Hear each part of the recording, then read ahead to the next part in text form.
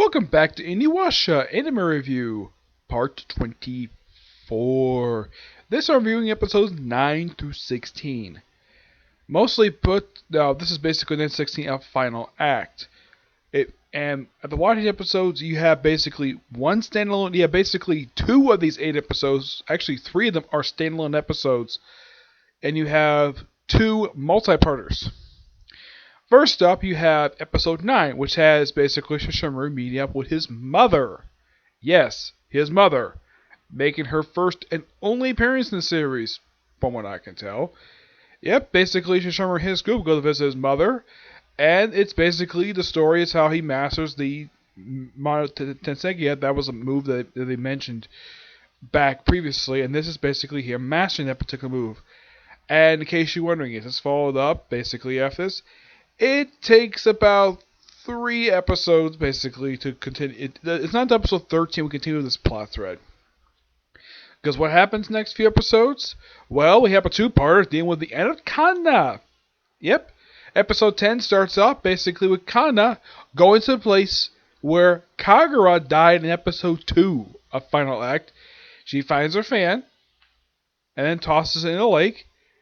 And then she pretty much told by Naraku, use the mirror, and puts a mirror in the lake, and she sort of goes into the lake as well, in a way. And then pretty much Inuyasha's group basically shows up, and they spend the next 2 episodes battling a mirror demon who steals Senseiga's powers. I'm like, yeah, did we all go through this already? Yeah, this is like the second time they did this. Though this 2-parter is actually brought up again in episode 15. Yep. After a long battle, basically, where you're watching the alien goes deep in form, and apparently damaging the mirror demon also damages Kana for some reason. And apparently she doesn't register the fact that she's injured. She's got like a crack in her neck, she got damage in her arm. Heck, at one point she nearly got her face sliced. And it's later revealed Naraku is the one controlling this particular mirror demon, not Kana. Yep, in the end, Kana is killed by Naraku in an attempt to kill Inuyasha. By far, of all the deaths they have here, this is by far the most pointless death of all of them.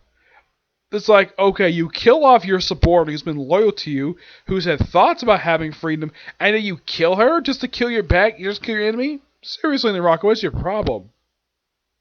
Yep. And though this plot thread is a piece of content that's actually brought up again in episode 15.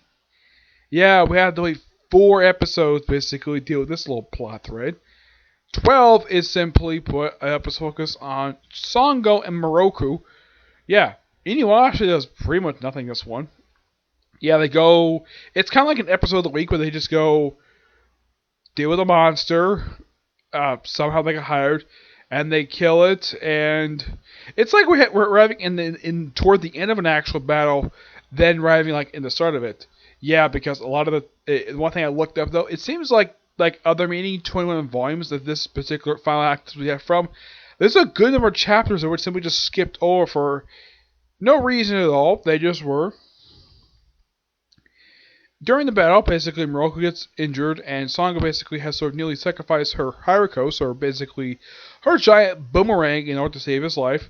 And they have to go basically heal, go to a potion master, and gets it healed. Though Songo basically has to reconnect with her demons that are used to make it. Of course, Moroku gets his own thing situated with his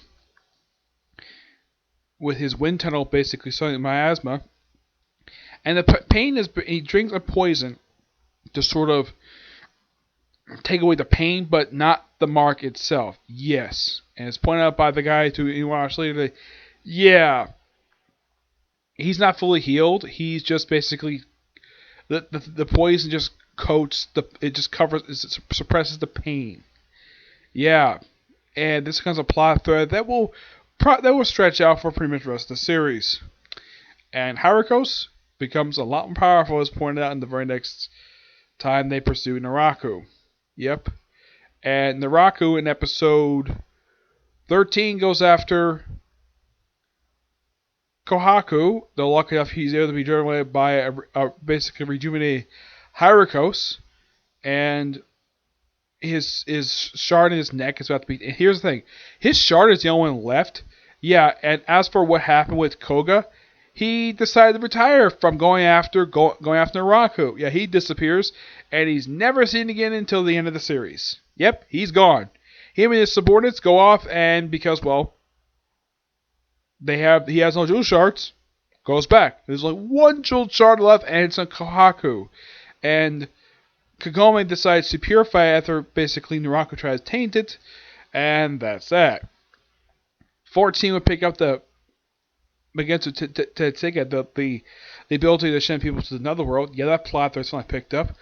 Where basically Shishimaru has an encounter with a man who apparently Shishimaru's followers steal the ability from. He fights him for this one episode, and the guy is pretty much taken out by the combined might of Inuyasha and Shishimaru. Yeah. Total Size confronts him with the stuff he said, and he does confirm a lot of the stuff he said, the steal the ability, and the fact that at one point Tenseiga was once part of Tensaga. Yeah, they're both originally one sword. Yep, and well, and then like after the guy's defeated, like the following episode, basically Shishimaru has one last battle with Inuyasha. Yeah, basically type a loose thread that's been there for him since his debut back in season 1. He fights him and basically kind of gives him the ability to takes that particular move that Shishimaru knows. Right after he masters it, and breaks his sword. And of course they go to the sword of the gateway to Netherworld. They able to get out of it after a long, grueling battle, and basically Inuyasha's basically his blade turned black. Yeah, this is only the second time the series changed color. Last time basically had a build change color was when it was red to break barriers. This one is basically to send people to the afterlife really quickly. He goes through and pretty much Shishimaru gives up his obsession for Inuyasha's sword. Yeah, the whole point that's the whole point of this episode was to wrap up a long-running loose thread that's been going this series in season 1. The following episode is a focus on Kagome, where we finally know a little bit about Kagome, stuff she didn't know about. Like, we figure out why she was named Kagome. Now, we know that her mother basically named her, but why did she get the name Kagome? The reason? Because apparently her mother saw the Shikon jewel in her belly, in her chest, when she was a baby. And they played in the game, which apparently was a game called Kagome, which I thought that was weird. And apparently she was able to detect people who really it's kind of weird. While taking out a priestess who had been possessed by Naraku. Yeah, it's like the whole point of this episode is just a character piece for Kagome, a character who has had very little development.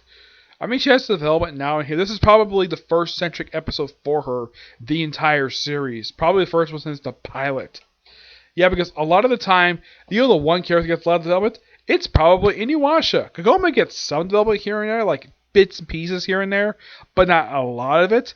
This is probably her biggest character development she's had to date throughout the entire series. And the episode is actually pretty good. She's able to put a priestess who was who was under the influence of Naraku to basically put the rest. Shishimaru basically telling them, not Shishimaru, the Moroku decides to tell the villagers, erect them, of course they'll probably bury her, but erect them more for her, which they agreed to do, and that's it. That's the episode's basically what happened, off the top of my head. Yeah. And here's kind of the thing. In episode, I think it's 15, the episode starts, when you first see Inuyasha and his group, he's with Shishimaru's group, and this kind of leads into the whole fight, and the reason why that Inuyasha stays with him because these three can't defend themselves. Kohaku can for a bit, but not fully. So that's the reason why he stays with him while Shishimaru's off wherever he needs to go. Yeah, we go visit Totosai. It's something, though, that for these set episodes, that Shishimaru's in almost all of them. I think he missed one episode.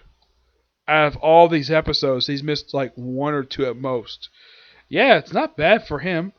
Though I think this kind of almost writes him out of the series for a brief period of time before the final battle. Yep.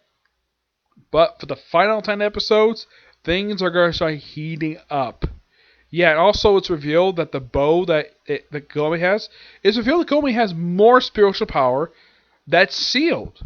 She has more spiritual power than she knew that she had. I'm like, that's interesting. Never knew anything about that.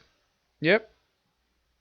Aside from that, that's pretty much it when it comes to these particular episodes. Oh, in case you're wondering about what's that behind me over this side over here, yeah, I just told you I just haven't put it away yet. Don't worry, it's not a joke about the whole thing about people hoarding toilet paper. I just haven't put it away yet. Okay, so yeah, that's it for this particular review. My next review is going to be a review on the newest light novel for My Hero Academia, which was released last month. Okay, see you next video.